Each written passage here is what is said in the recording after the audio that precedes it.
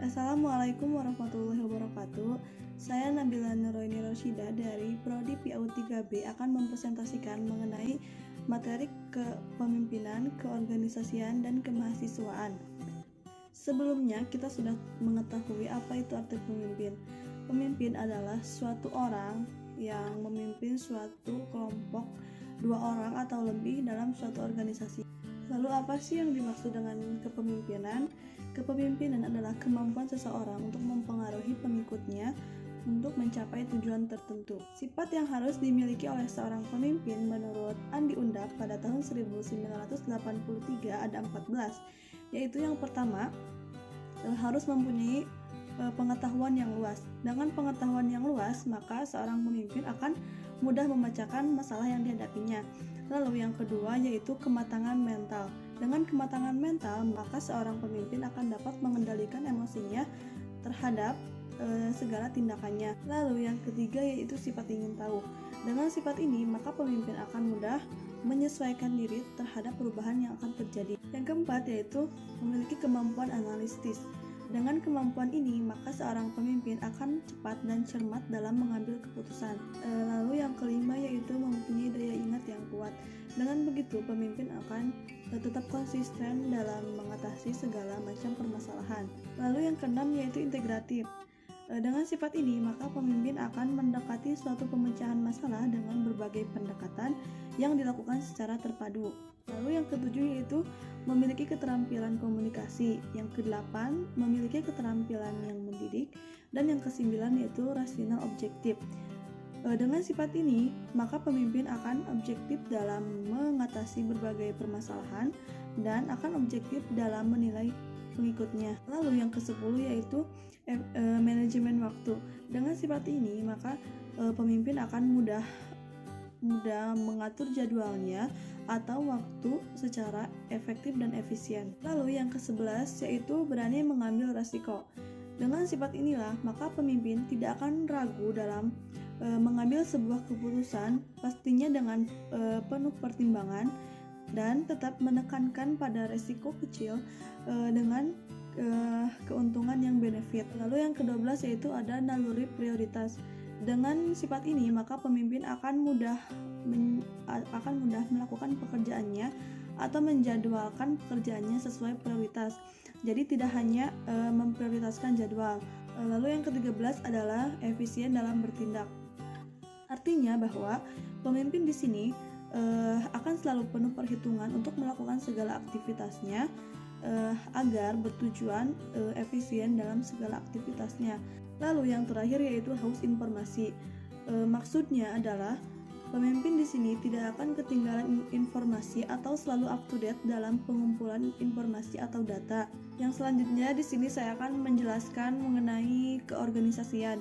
Keorganisasian adalah suatu badan yang di dalamnya terdapat beberapa orang yang mempunyai visi dan misi yang sama. Yang kedua itu manajemen. Manajemen adalah membuat suatu perencanaan yang dilakukan secara bersama dan terarah. Ada 3 fungsi manajemen, yaitu yang pertama planning atau perencanaan awal, yang kedua yaitu organizing atau pembagian tugas, yang ketiga yaitu actuating atau pelaksanaan atau aksi, yang keempat yaitu controlling atau pengawasan, dan yang kelima adalah evaluating atau evaluasi. Lalu yang selanjutnya ada unsur-unsur manajemen. Yang pertama yaitu man atau manusia, yang kedua yaitu material atau bahan, yang ketiga yaitu machine atau mesin, yang keempat ada methods atau metode, yang kelima ada money atau uang, dan yang keenam adalah market atau pasar. Lalu yang ketiga yaitu organisasi. Organisasi adalah sebuah wadah yang di dalamnya terdiri dari lebih dari 2 orang yang dilakukan secara kerjasama untuk mencapai tujuan bersama. Di dalam organisasi terdapat unsur-unsur organisasi, yaitu dibagi menjadi 5. Yang pertama tujuan, yang kedua yaitu struktural, yang ketiga program kerja, yang keempat sumber daya mahasiswa, dan yang kelima adalah aturan.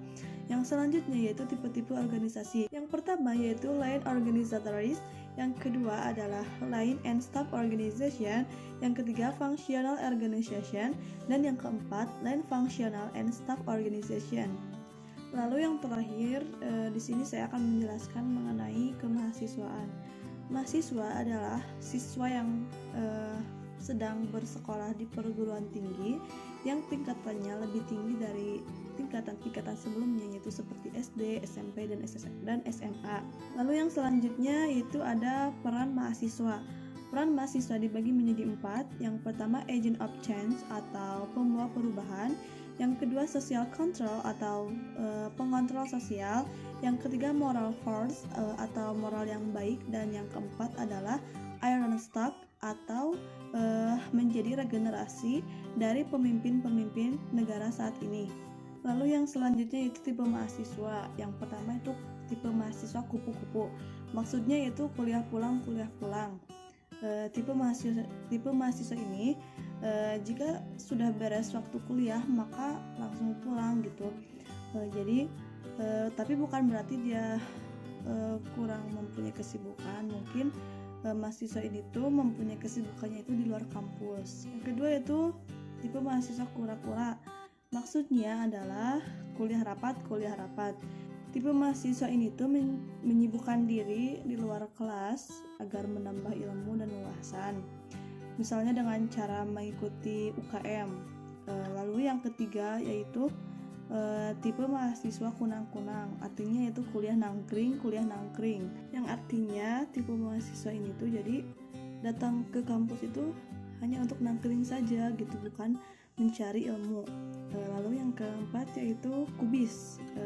Artinya itu kuliah bisnis.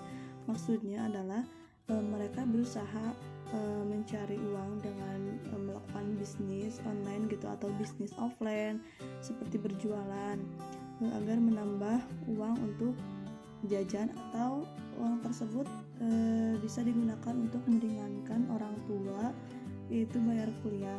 Terus yang kelima yaitu kuda-kuda. Artinya kuliah dakwah. Tipe ini tuh sangat aktivis banget, yaitu dimana mahasiswa ini tuh walaupun banyak tugas atau pekerjaan, dia berusaha menjalankan kewajibannya itu sebagai pendakwah. Lalu yang terakhir yaitu ciri-ciri mahasiswa. Yang pertama, berusaha sukses dalam bidang akademik. Yang kedua, aktif dalam organisasi, organda, dan olahraga.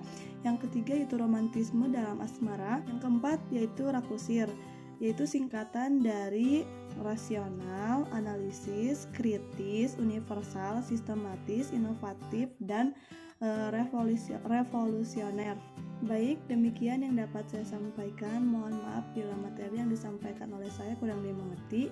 Terima kasih atas perhatiannya. Wallahul muwaffiq ila aqwamit thoriq. Wassalamualaikum warahmatullahi wabarakatuh.